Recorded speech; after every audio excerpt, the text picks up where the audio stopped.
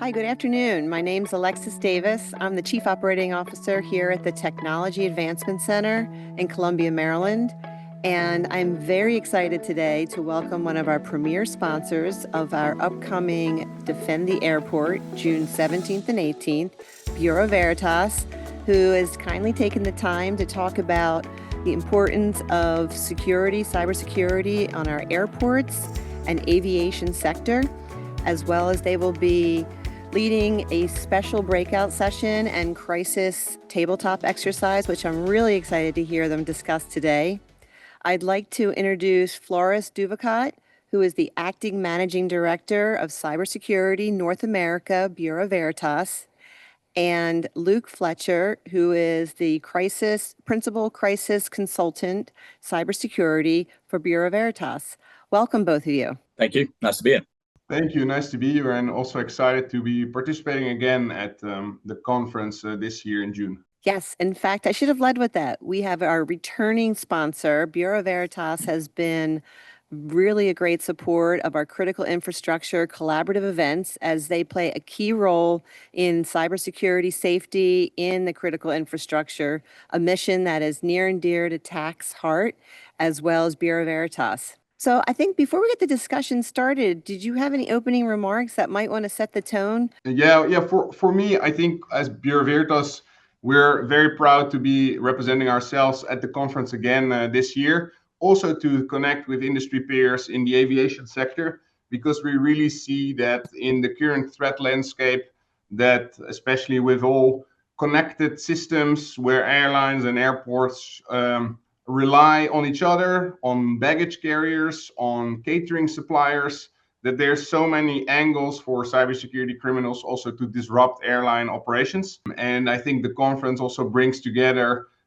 these parties, and is for us a very good way also to demonstrate how do we look to the world of aviation and airport security.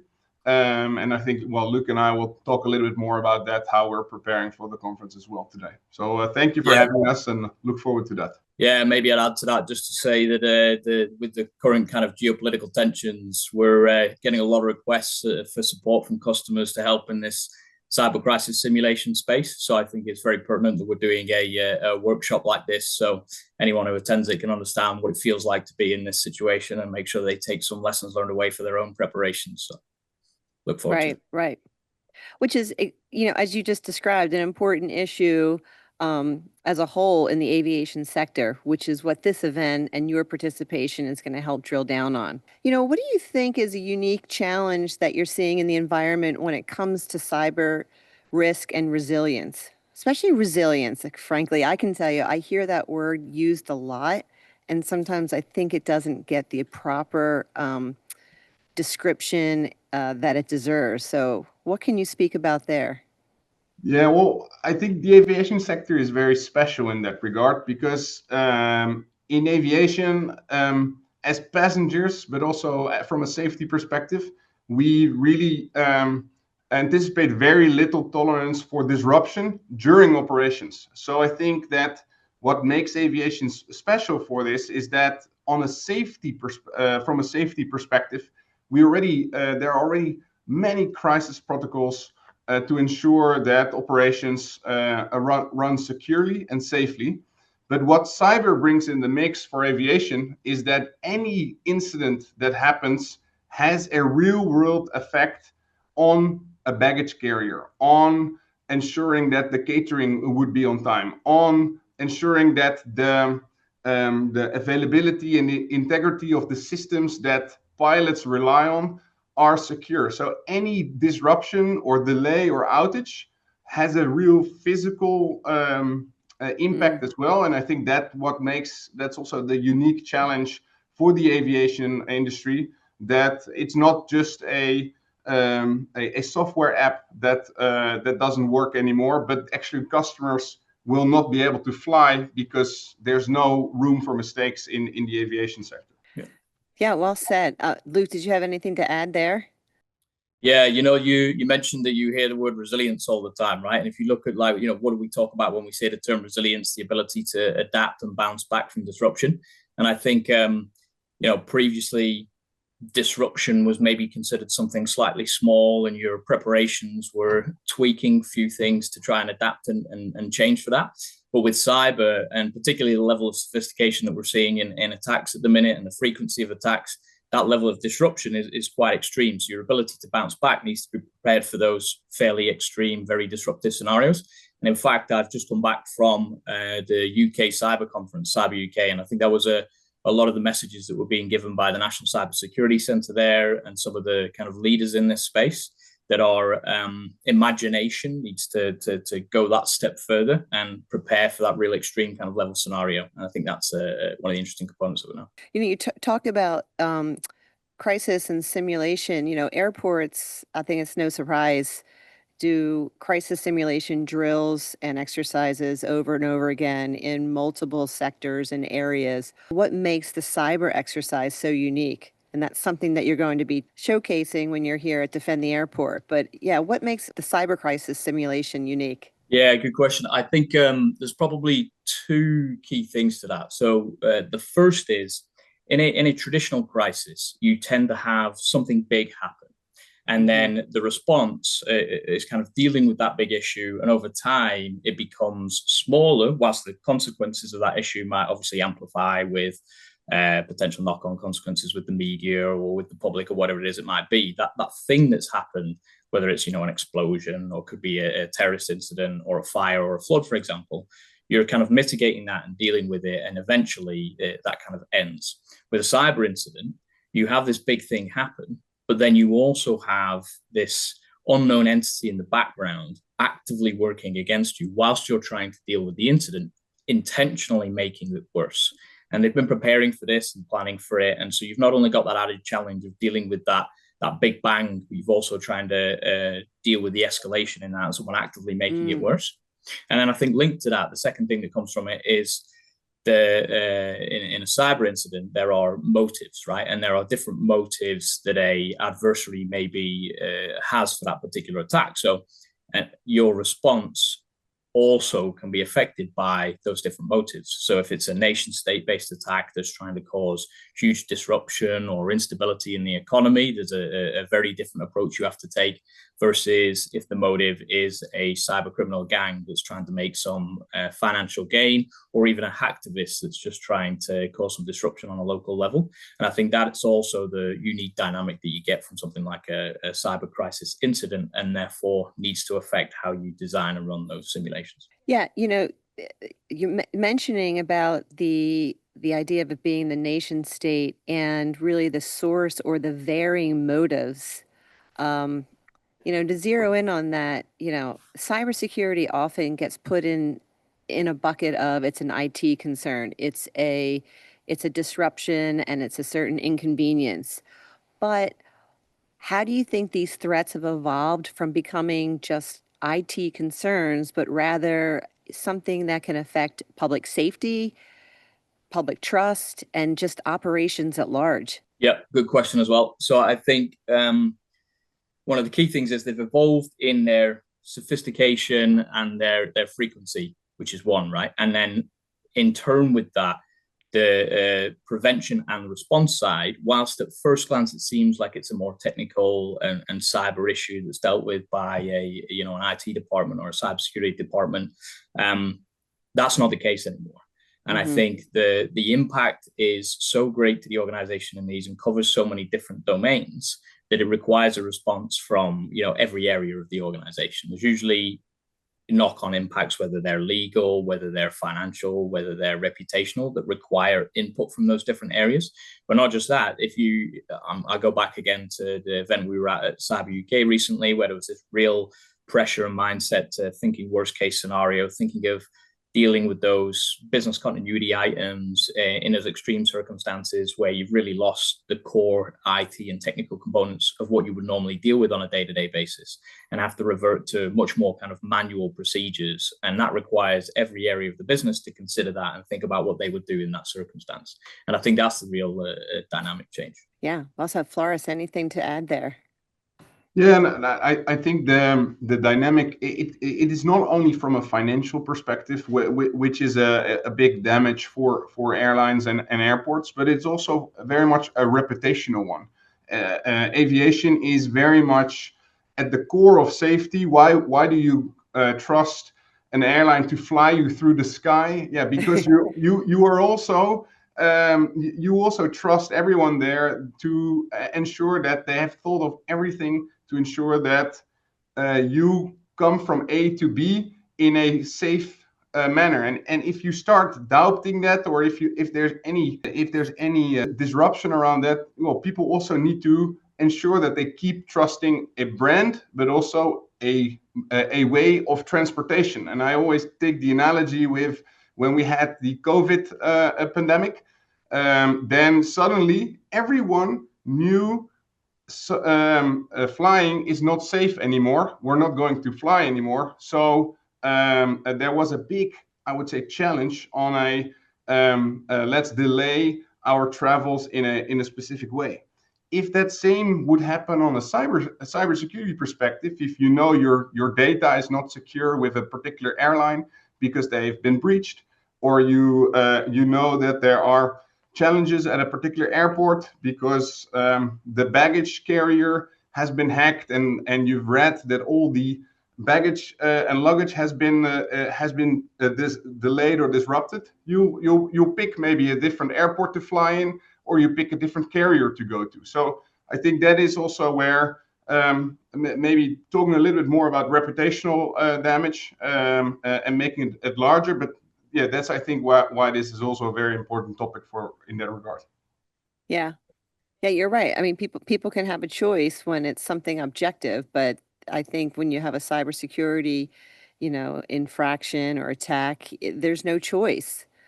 And why do you think it is so important then for organizations at airports to make sure that they are addressing cyber preparedness as a cross-functional issue, not just as an IT concern, but a cross-functional issue that does go through legal, communications, leaderships? I mean, it's all of those departments and organizational sectors are at the backbone of an airport running safely and optimally. I mean, what are your thoughts? Yeah, I think it's very much a cross-functional thing, and I think more and more organizations are realizing that. And actually, interestingly, when we support organizations in this space and we come and try and look at what emergency response procedures they have, maybe what cyber response procedures, crisis communication procedures, whatever it is it might be, historically they've been a little isolated.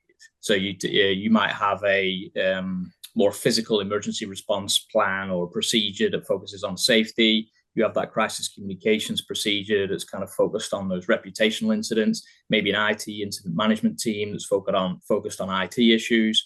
And they kind of in isolation deal with those particular elements and incidents. But with something like a cyber attack that then involves each and every one of those, ensuring that those kind of frameworks are intertwined, they're all practicing together across those different domains. Maybe they each have contracts with third-party response organizations that are also helping them, that also need to kind of be in some way practiced and rehearsed together. I think that's one of the key bits that we're seeing. And then trying to help gel each of those different components so they're all singing from the same hymn sheet, if you like. Yeah, and maybe to add on that, it's indeed with cyber, you typically think of it's an IT or a security operations challenge. But in the end, at an airport or for an aviation organization, you have your IT and cyber team that will focus on the incident response. What is really happening and how did they get in? How many damage did they actually were able to make? But everything that is in the further supply chain regarding legal, that looks into the contractual obligations toward passengers. How are you going to communicate to everyone who is now on a flight, at the gate, coming to the airport? So communications chimes in very quickly in that crisis team. And then, of course, you might have also other aviation partners on an airport who you would need to consult or share information with, so that they understand that their systems might not be infected, but they might have a disruption based on the incident that happens at one place. So that's why it's a very cross-functional issue, because there's so many aspects of what needs to happen and who needs to be informed, consulted, and advised to ensure that, I would say, the crisis does not only become I would say, a single crisis event for the aviation organization that has been hit by the incident, but doesn't spread to other organizations where you might have a disruption that too many people come to the airport because the airport cannot handle all the new people that come because the flights are not leaving, and you actually want to communicate back. There's a bottleneck, too many people there with all the delays. Exactly. Give me some real world consequences that a cyber incident can have at an airport or even, the broader aviation environment. Luke, I have a few, but you go first. Yeah, sure. So I think one of the areas that we are seeing more support requests coming for at the minute is all around operational technology. So this is the kind of process for how the industrial control systems are, managed from a technology perspective, and there's kind of that concern, and quite rightly so at the minute, around how hacker groups or nation states might be able to compromise some of that operational technology that controls things like safety systems in airports. And you're getting questions, like you said, not just in the airport industry, but across other industries, around what the possibilities could potentially be of that, given that there's this big drive now for everything to be technologically linked. So take maritime, for example, questions coming up around the incident that happened in December, January in France, where a device was planted on a vessel, and they were worried that maybe that's provided remote control capability of that vessel to a adversary. You're getting those kind of questions across different sectors. And in the aviation industry, obviously, there's a lot of operational technology. There's a lot of technology that links to the different safety systems or even logistical systems that Floris was just talking about. And if that could potentially be compromised by a sophisticated threat actor, what could they potentially do? And I think that is some of the concerns that are coming in that space. Yeah, and those are I think the ones that we really see now, that cyber criminals are very much focused more on OT security systems, because in IT security systems we've already seen many, I would say, examples where ticketing sites were disrupted, so you wouldn't be able to book a ticket anymore. Where we saw that last year there was a large software outage whereby many airlines weren't able to process any passengers for, I think, a couple of hours even. Yeah. I think that was almost at the same time as the conference that we were having last year, Alexis. So those are real world examples where mainly, I would say, passengers are being delayed, or they are stranded for a day at an airport. I think the examples that Luke is mentioning are there also already examples where cyber criminals were able to hack into one of the operating systems at an airport, and luckily we haven't seen many of those in public yet to be displayed. Yeah. Where do you still see gaps in the aviation organization and how they prepare and respond to cyber crises? Yeah, for me, one of the striking things in aviation, I think it's very much about third-party dependency. So you can have everything arranged as an airline organization, but you typically rely on a catering partner or a fuel partner who also needs to have their security in place to ensure that your flight can leave on time. And I think that crisis plans are typically made within the organization, and then partners are added on when you simulate a crisis or when there is an actual crisis. And I think what really is where I think we still see a gap, and Luke, you might disagree with me, but how do you really build one large crisis plan where all aviation partners are represented in, and also have the same standard of crisis preparation as the aviation organization itself? Because a catering company has a different standard than the aviation company that really breaths a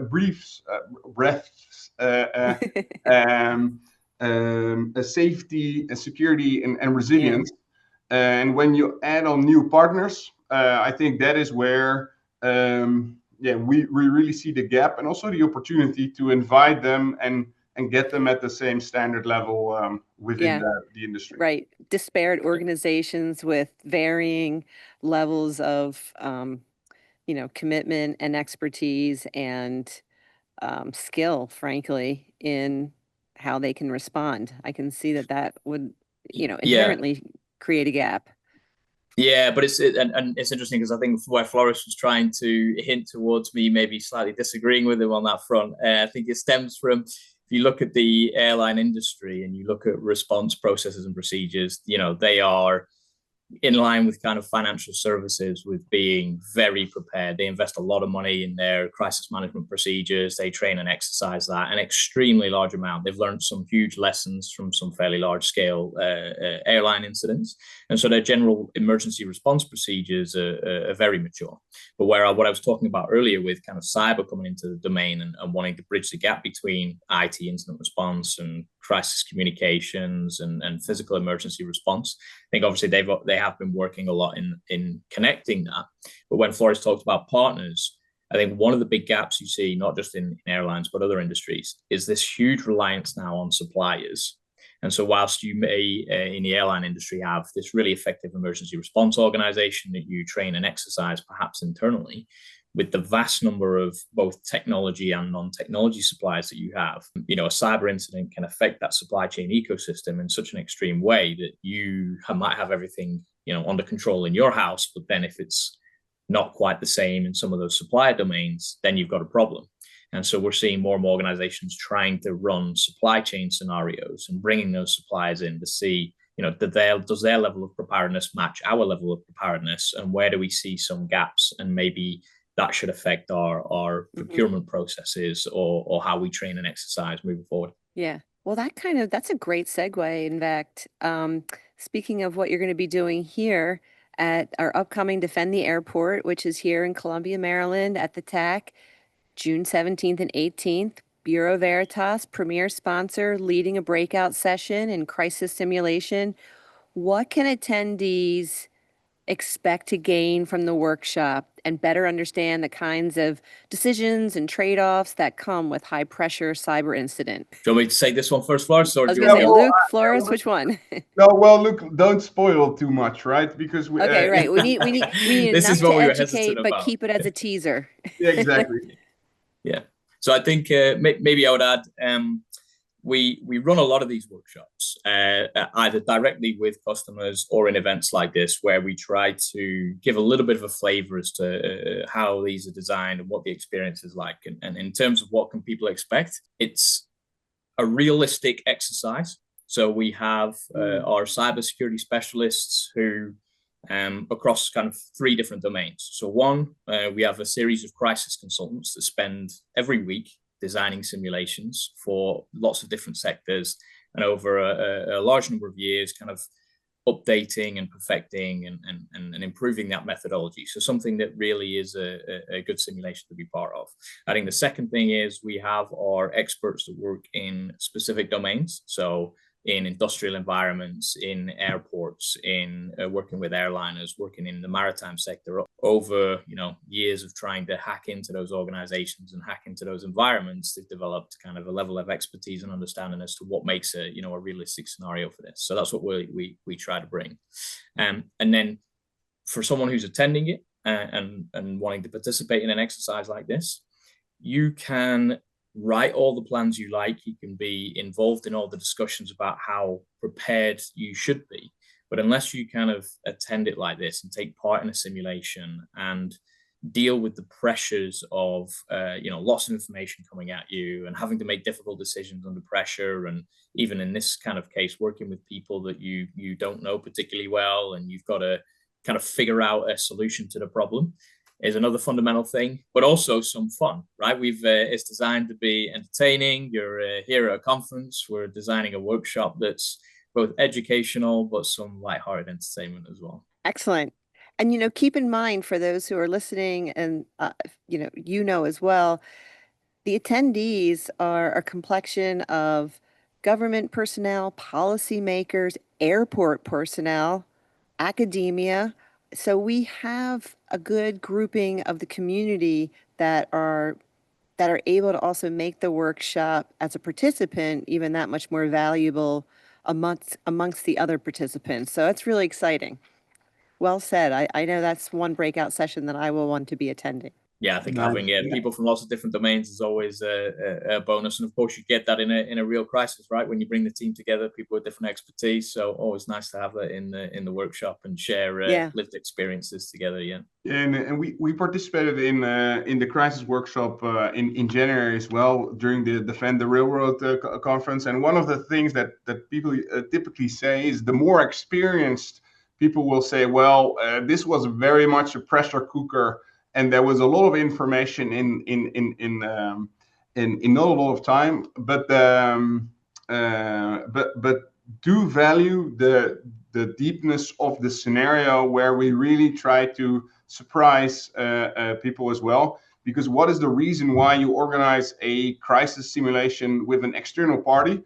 Because they look to your organization from that external view. How would the real organization that tries to hack into your company and tries to disrupt your company view the systems you have in place, the processes you have in place, and how can you disrupt that? And that's also what we try to bring during the conference, so that everyone walks away with the feeling, I learned something, and this was something I would like to apply as well in my own organization, because that is also why we do these things, to really help make organizations better prepared for these kind of cyber incidents.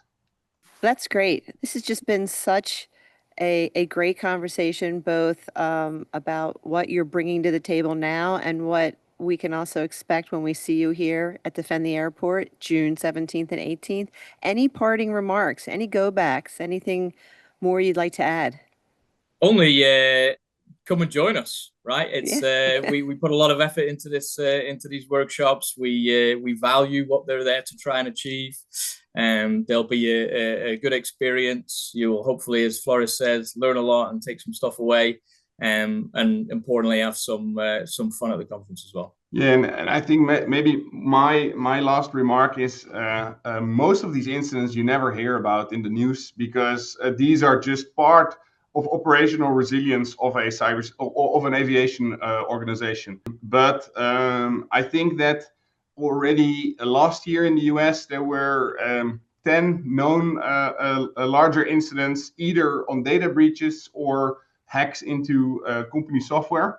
In 2026, there's only one real known cybersecurity incident. So that's either because everyone from last year improved their resilience, or we don't hear about these incidents too much in the news. And what I would like to see also during the simulation, and that's what we saw in January as well, that people start talking from their own experiences, how they have handled with these kind of crises before, without naming the organization, but really learning from each other, because people also share their own experiences, and that's what I really look forward to as well during the conference. Great. Thank you so much to Luke Fletcher and Flores Duvacot for joining us today, both from Bureau Veritas, both who will be here at Defend the Airport June 17th and 18th, here at the Link, which is tax facility in Columbia, Maryland. We hope to see you here. They'll be running a great and very informative breakout session exercise on crisis simulation in the aviation sector. They are a returning sponsor. We've had a great response from what they've brought to our previous events, so we hope that you will attend and take advantage of it. It is free to register for government, academia, airport personnel, so please go ahead to our website, thetac.tech, and look for the Defend the Airport event, and we will be happy to see you here in June.